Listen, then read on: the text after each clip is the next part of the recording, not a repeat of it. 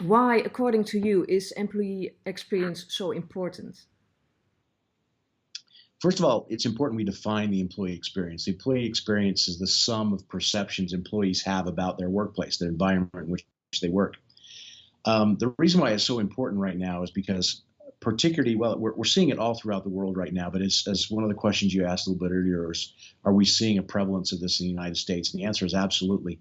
We're also seeing this throughout Europe right now. And the concept is, people were very excited about the concept of employee engagement, the idea that how do we engage our employees? How do we make sure they're doing what they need to be doing? But many people confuse that with the concept of employee happiness, just happy employees.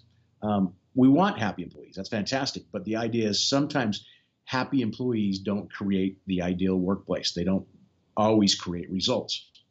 So what we were looking at is what is it within the employee that he or she experiences that causes them to be engaged and actually make action happen.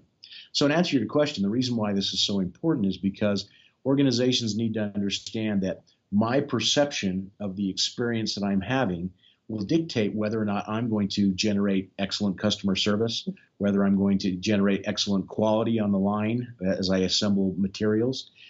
It dictates the entire outcome of that business. Is the employee experience and creating a good, a best employee experience equally important for employees as it is for employers or managers?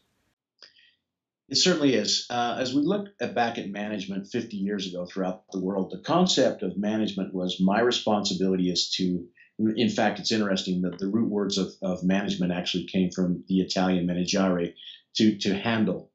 And the concept that it was back in the 14th, 15th century where these handlers handled horses and their responsibility was to be responsible for a group of horses. I often tell that in management symposiums and ask the question, are we still managing animals today? And many managers often operate with that idea.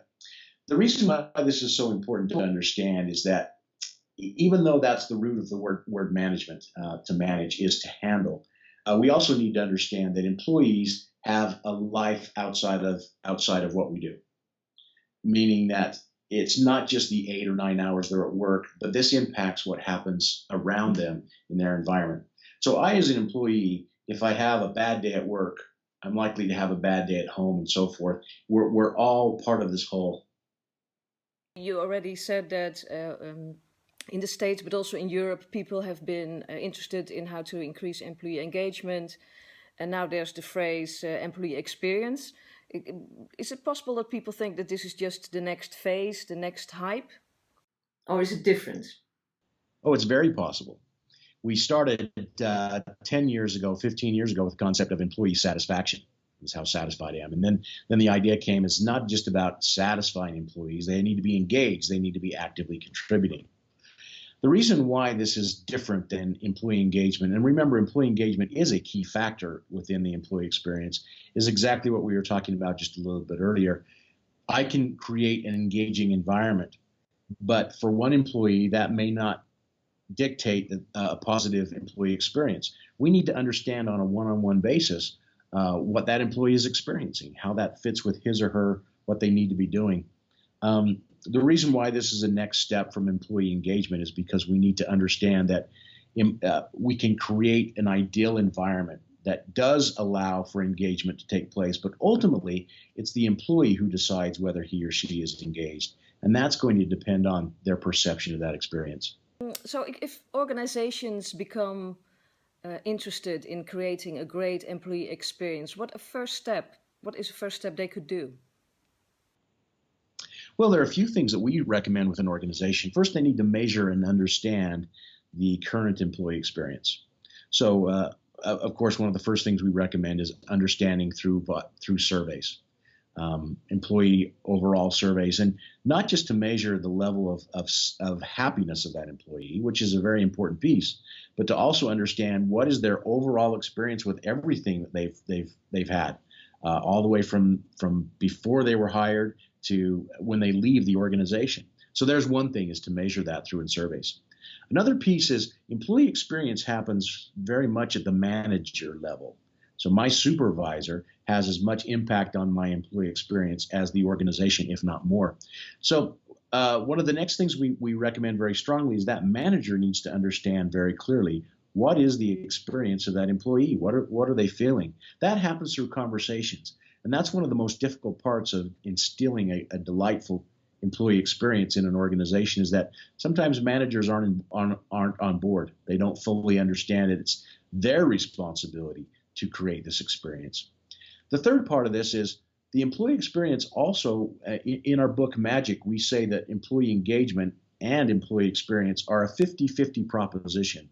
That means I, as an employer, can create an ideal environment, but the employee has to decide they want to participate in that environment. So it's a choice. So the third factor here is that the employees must choose to have a good customer or employee experience. Very much like a customer must decide that they want to have a good customer experience. 50% of it depends on the employee as well. So, and then the last question, do you have an example of a company, an organization where they already have a great employee experience? There are several that we use in the book. One that comes to mind immediately is one that we use as an example throughout, and that's a company called CHG Companies. They do some wonderful things. Now, there are organizations all over the place that have delightful customer experiences and employee experiences, but it's important that they understand the organizations that do it right are those who understand what we refer to as the law of congruent experience. That means that if I want to create a delightful customer experience, I need to first focus on the employee. The reason why we use CHG Companies as an example in this book is because they use what they refer to as the motto, putting people first. They sat down and said, if we want to take care of the customer, if we want to take care of the company, if we want to take care of our financials, it all starts with the employee. So this is a good example of an organization who said a number of years ago, in everything we do, we're going to put the employee experience first. Everything else will follow. They've set a great example. They've been very, very successful because of this. And there are a number of organizations that do that.